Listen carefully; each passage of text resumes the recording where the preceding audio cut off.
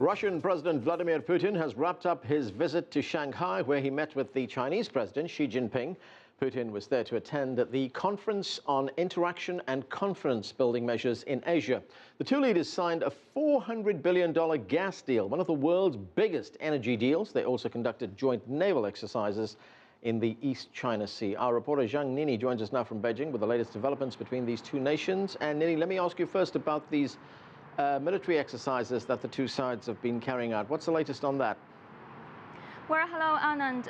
China and Russia have concluded a joint naval drill on Monday. This year's drill featured a more realistic combat environment and higher integration in communications. Navies of both countries have simulated anchorage defense, maritime assaults, anti-submarine combat, air defense, as well as identification, rescue, and escort missions. Both sides have used their best armament in the drill and for the first time satellites to support communication between the two forces.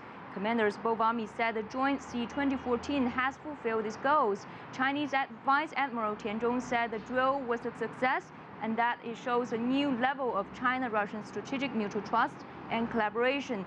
His Russian counterpart Alexander Fedotenkov described the action as a pleasant collaboration. Anand. How often do these two countries stage these kinds of exercises? Have they done so before?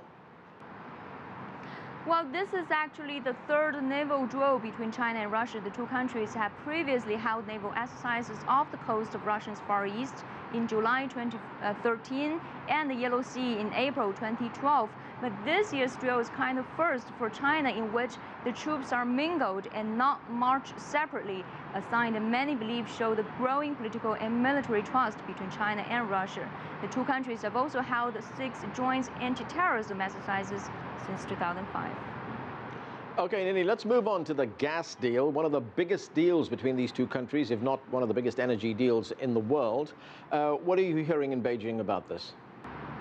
Well, China believes that this gas deal is an important outcome in deepening the comprehensive strategic partnership with Russia. The two presidents, Chinese President Xi Jinping and Russian President Vladimir Putin, have overseen the signing of the landmark agreement on top of a record number of 49 agreements signed a day earlier in Shanghai.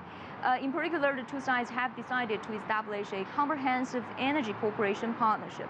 Chinese analysts call the deal a milestone, said that the deal diversifies China's natural gas imports and guarantees energy security. Analysts also believe that the contract reflects the final compromises from the two countries' enterprises, especially in pricing, which was the main stumbling block during the past decade.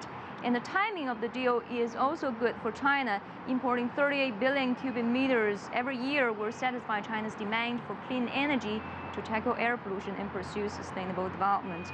And analysts also believe that this deal also works in favor of Russia. It will help the country to reduce dependence on Europe, where demands for Russian natural gas sagged. Right, and what are the two leaders saying about this alliance, Xi Jinping and Vladimir Putin? Well, China has obviously placed great importance on the relations with Russia. The two leaders have met 7 times since last year, and most recently during CICA, the Security Summit in Shanghai. And during the bilateral meeting, President Xi said the two countries should continue their all-round and multi-level cooperation. Xi also stressed the importance of bilateral security cooperation through, for example, CICA and Shanghai Cooperation Organization, with which both sides hope to seek greater influence in Asian security issues. And Xi believes that the recent naval drill displayed a new level of strategic mutual trust and coordination between the two countries. Vladimir Putin also echoed the points on Saturday at the 18th St. Petersburg International Economic Forum. Putin said the consensus reached and agreement signed in Shanghai demonstrated a big step forward in bilateral relations. He said that the gas deal was historic and significant, and that both countries should continue to strengthen cooperation in nuclear energy, aviation, outer space, and many more fields. Okay, thanks, Nini. Zhang Nini there, our reporter in Beijing.